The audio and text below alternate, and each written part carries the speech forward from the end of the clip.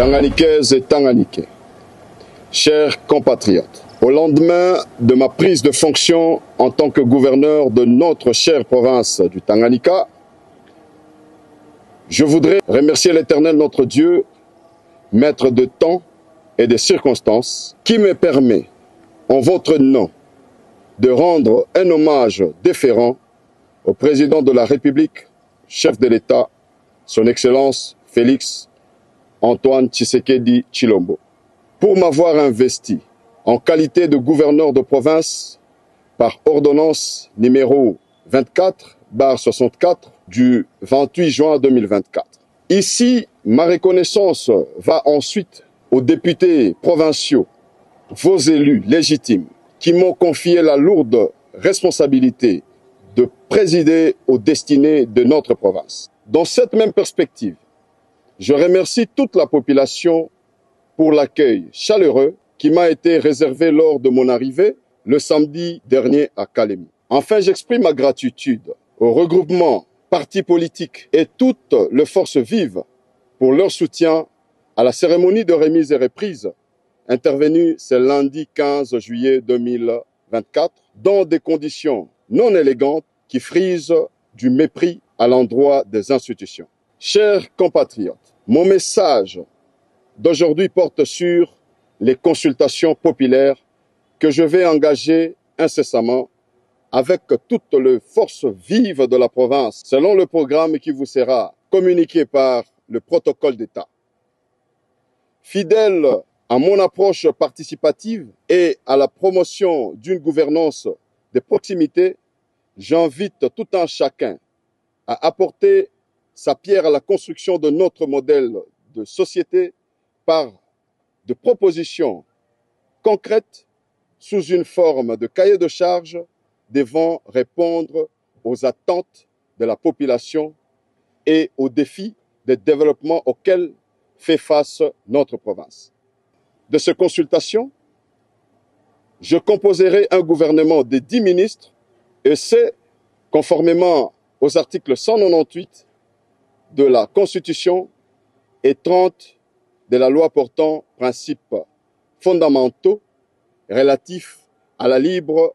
administration de province qui recommande notamment la prise en compte de la représentativité inclusive. J'attends mettre en place une équipe forte pour relever le défi de notre province. Voilà pourquoi cet exécutif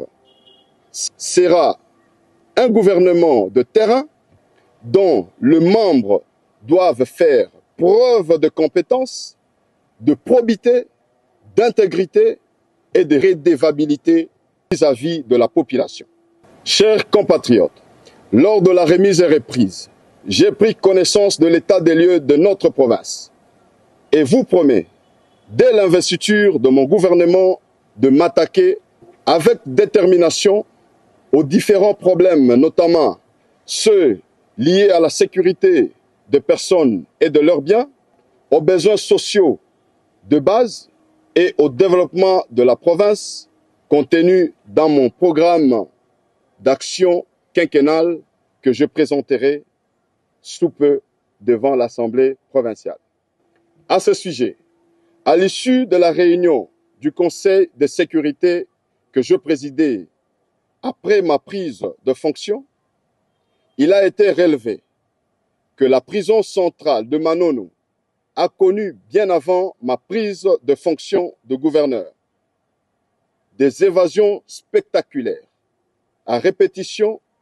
en ces dates. Le 27 juin 2024,